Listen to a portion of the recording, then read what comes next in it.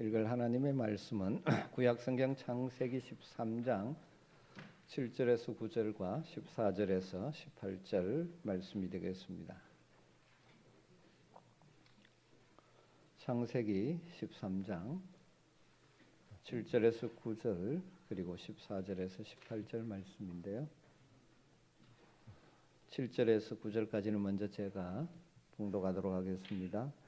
그러므로 아브라함의 가축의 목자와 롯의 가축의 목자가 서로 다투고 또 가나안 사람과 브리스 사람도 그 땅에 거주하였느니라. 아브라함이 롯에게 이르되 우리는 한 친족이라 나나 너나 내 목자나 내 목자나 서로 다투게 하지 말자. 내 앞에 온 땅이 있지 아니하냐. 나를 떠나가라. 내가 좌하면 나는 우하고 내가 우하면 나는 좌하리라. 14절부터 18절 한 절씩 교독합니다. 지금 14절을 제가 읽겠습니다. 롯이 아브라함을 떠난 후에 여호와께서 아브라함에게 이르시되 너는 눈을 들어 너 있는 곳에서 북쪽과 남쪽 그리고 동쪽과 서쪽을 바라보라.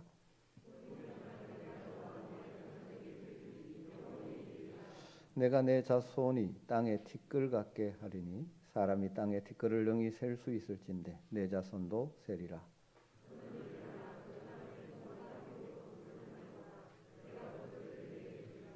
이에 아브라함이 같이 읽습니다. 이에 아브라함이 장막을 옮겨 헤브론에 있는 마므레 상수리 수풀에 이르러 거주하며 거기서 여호와를 위하여 제단을 쌓았더라.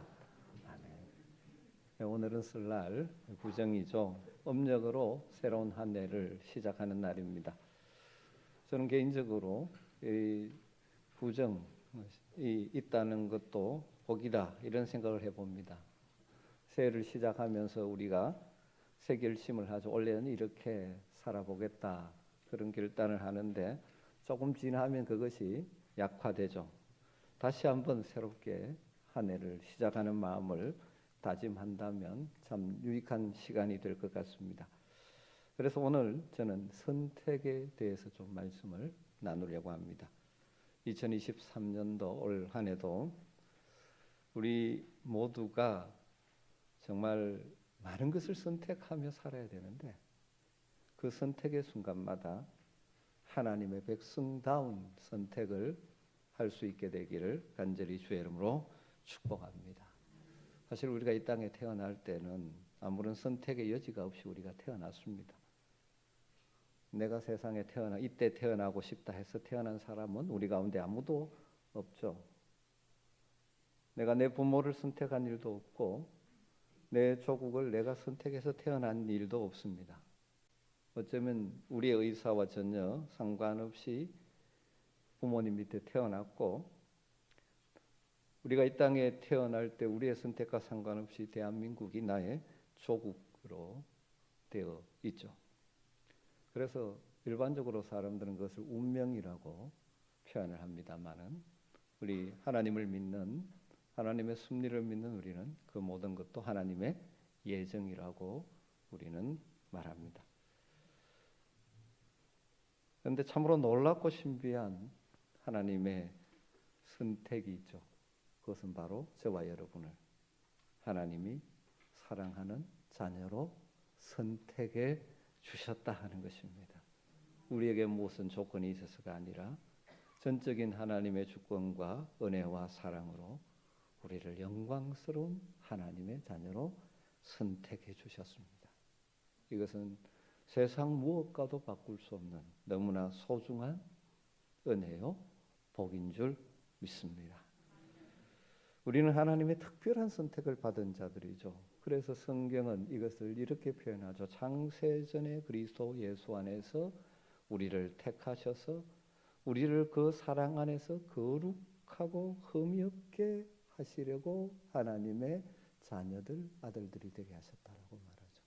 에베소서 1장 4절 5절 말씀이죠. 다시 한번 읽어보면 곧 창세전에 그리스도 안에서 우리를 택하사 우리로 사랑 안에서 그 앞에 거룩하고 흠이 없게 하시려고 그 기쁘신 뜻대로 우리를 예정하사 예수 그리스도로 말미암아 자기의 아들들이 되게 하셨으니 여러분 이 놀라운 복이 저와 여러분에게 주어진 줄 믿습니다. 하나님의 놀라운 선택을 받은 우리들이 이 땅을 살아가면서 어떻게 해야 할까요? 우리도 선택의 순간에 하나님의 자녀다운 선택을 하며 살아가야 합니다. 하나님의 선택을 받아서 하나님의 자녀되는 복을 누리고 있음에도 불구하고 하나님의 뜻을 따라 선택하지 아니한다면 우리를 부르신, 우리를 선택하신, 우리를 자녀 삼아주신 그 하나님의 목적, 하나님의 계획을 무시하는 삶이 되고 말죠.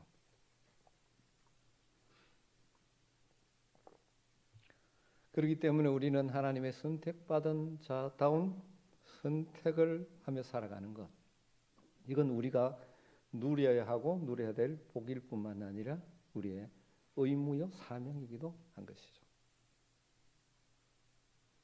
우리 모두는 매 순간 하나님의 목적을 따라 선택하며 사는 지혜가 필요하죠. 세상 하나님을 모르는 사람, 하나님이 우리를 선택해 주셨다는 사실을 모르는 사람들처럼 그냥 세상의 관점으로 선택하는 것이 아니라 하나님의 관점으로, 하늘의 관점으로 이 땅에 우리에 주어진 매 순간을 선택하며 살아가는 은혜가 있게 되기를 주의 이름으로 축복합니다. 오늘은 그래서 우리의 믿음의 조상이라고 불리우는 아브라함을 살피면서 아브라함의 선택을 묵상해 보면서 특별히 그 조카 롯의 선택과 대조를 하면서 우리가 묵상해 보면서 우리가 이 세상을 살아가며 하나님의 자녀다운 선택을 위해서 우리가 붙들어야 될 선택의 원리를 몇 가지로 정리해 보려고 합니다. 첫 번째는 아브라함은 믿음으로 하나님 중심의 선택을 했다면 롯은 욕심으로 세상 중심의 선택을 했습니다.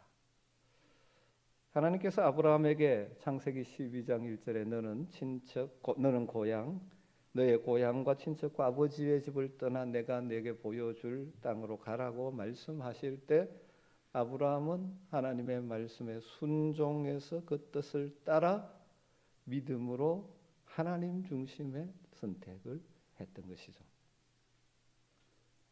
아브라함의 이 선택의 결단으로부터 그의 믿음의 역사가 시작된 것이죠. 아브라함은 하나님의 뜻을 따라 고향과 친척과 아버지 집을 떠나 하나님이 인도하시는 약속의 땅 가나안까지 오게 되어지죠. 그런데 가나안 땅에 들어오니까 하나님이 약속하신 땅인데 흉년이 있었습니다. 그래서 애굽으로 내려갔었죠.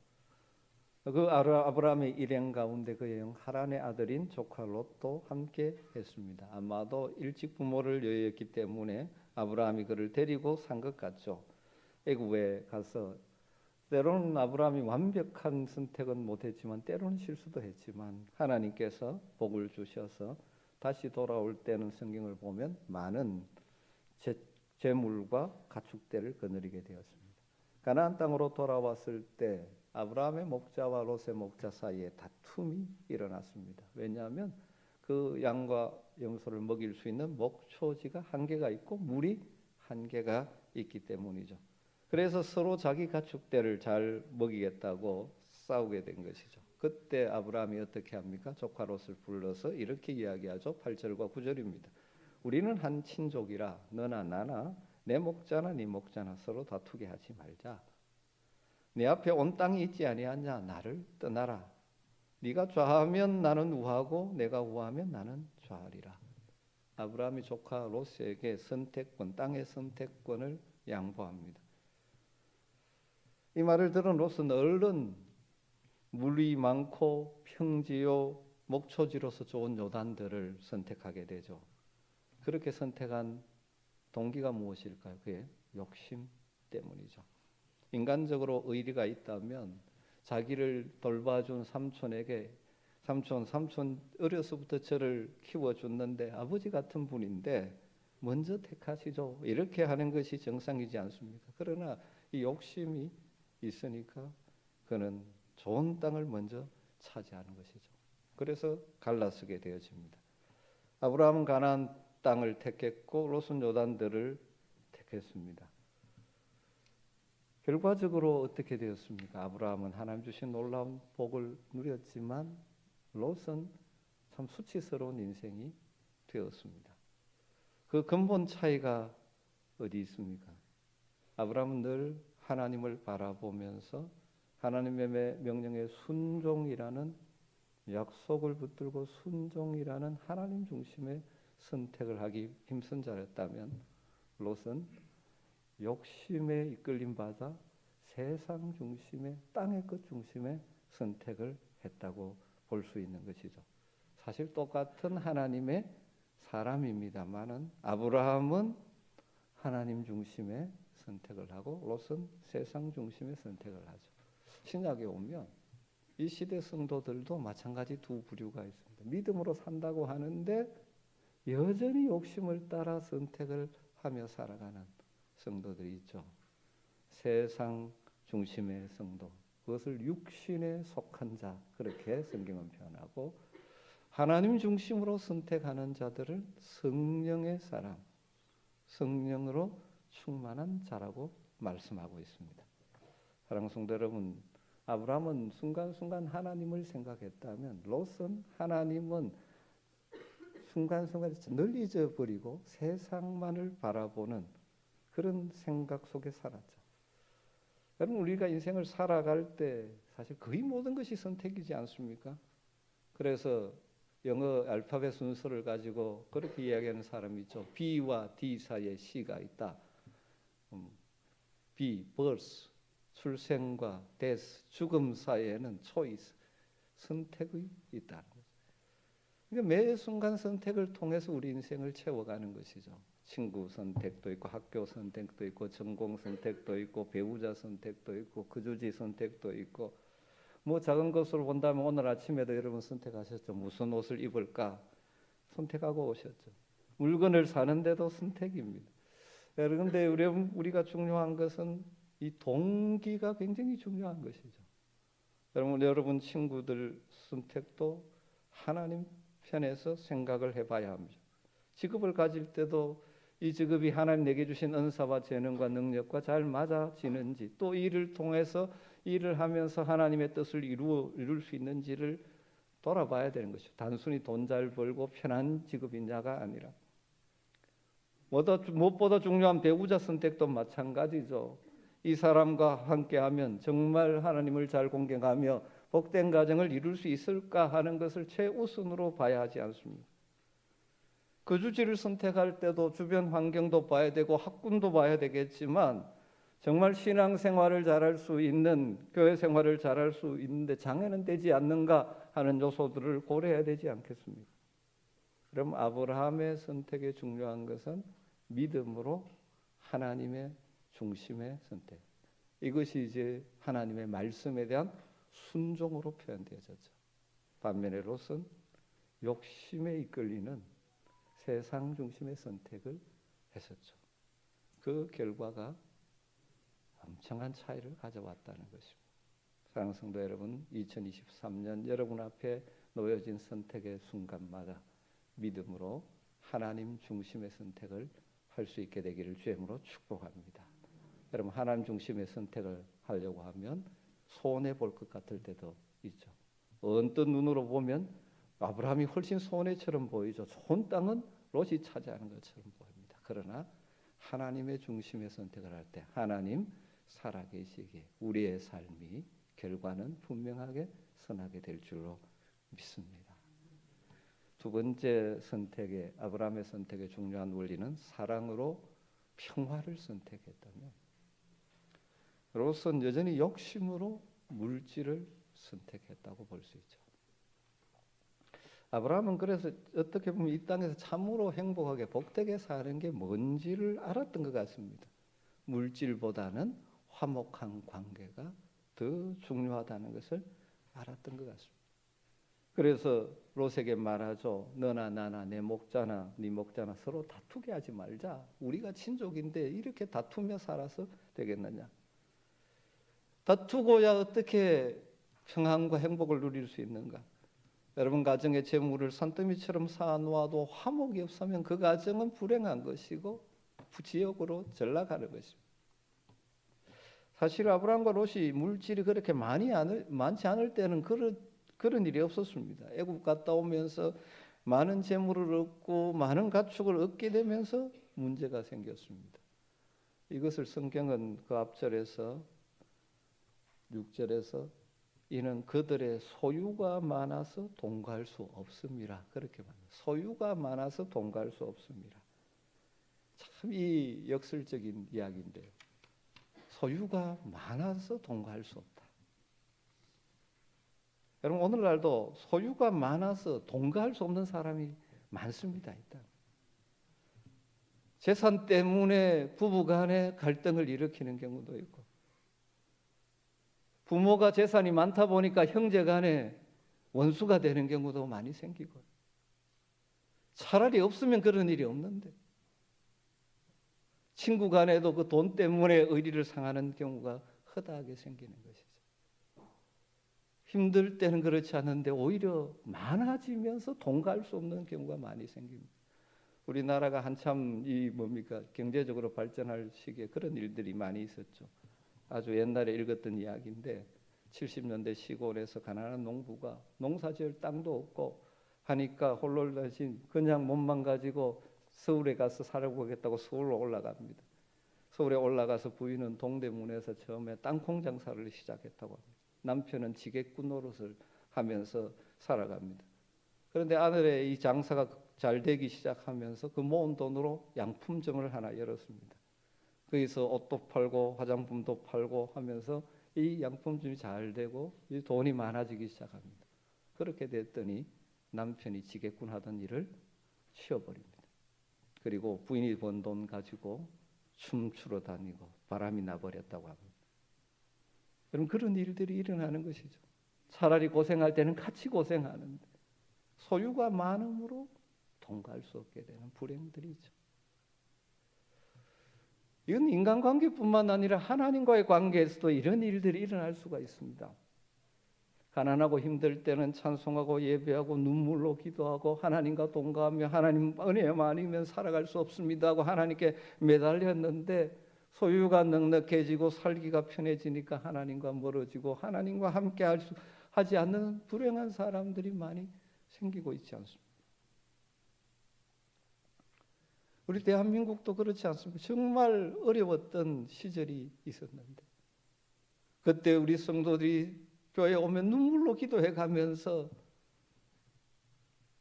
헤쳐나왔는데 하나님 복을 주셔서 풍성을 누리게 되어지자 이제는 하나님을 대적하는 소리들을 마음껏 하는 참으로 이 불행한 사회로 되어가는 일들을 우리가 보고 있지 않습니까? 소유가 많음으로 동거할 수 없다. 이 참 비극이죠. 많은 사람들이 그렇게 삽니다. 그러나 여러분, 우리 성도의 삶에서는 이런 일이 일어나지 않아야 할 줄로 믿습니다. 아브라함의 선택을 보십시오. 언뜻 보면 손해보는 것 같지만 화평을 선택하죠. 사랑으로 화목을 선택합니다. 여러분, 양보하고 하나님 편에서 화목을 추구하는 이 성경의 실제적인 우리의 지혜를 가리키는 잠언에도 이런 말씀이 참 많이 있지 않습니까? 여러분 다 잘 아시는 17장 1절의 말씀, 마른 떡 한 조각만 있고도 화목하는 것이 제6이 집에 가득하고도 다투는 것보다 나으니라. 잠언 15장 17절에 채소를 먹으며 서로 사랑하는 것이 살진 소를 먹으며 서로 미워하는 것보다 나으니라. 그럼 사랑하며 살기 위해서 자신의 것들을 포기할 줄 아는 믿음이 있게 되기를 주님으로 축원합니다.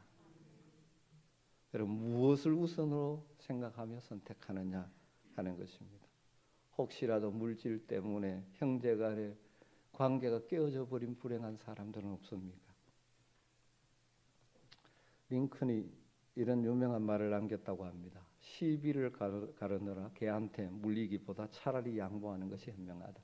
둘이 시비가 붙어서 막 싸우고 옆에 개가 와도 싸우다 개한테 물리는 것보다는 양보하는 것이 낫다 이런 비유를 했습니다.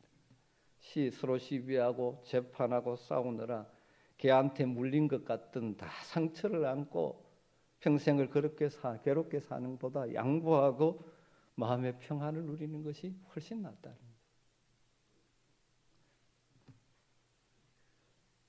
우리 주님도 이 어느 청년이 찾아와서 형이 유산을 주지 않는다고 해결해 달라고 했을 때 사람의 생명이 재물에 넉넉한 데 있지 않다라고 말씀하셨다.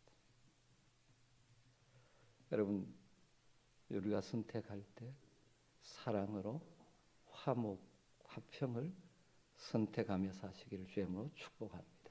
그러기 위해서 때로는 내 양보와 희생과 눈에 보이는 것은 손해처럼 느낄 때가 있지만 그럼 세상이 줄 수 없는 평안을 하나님 주실 줄 믿습니다.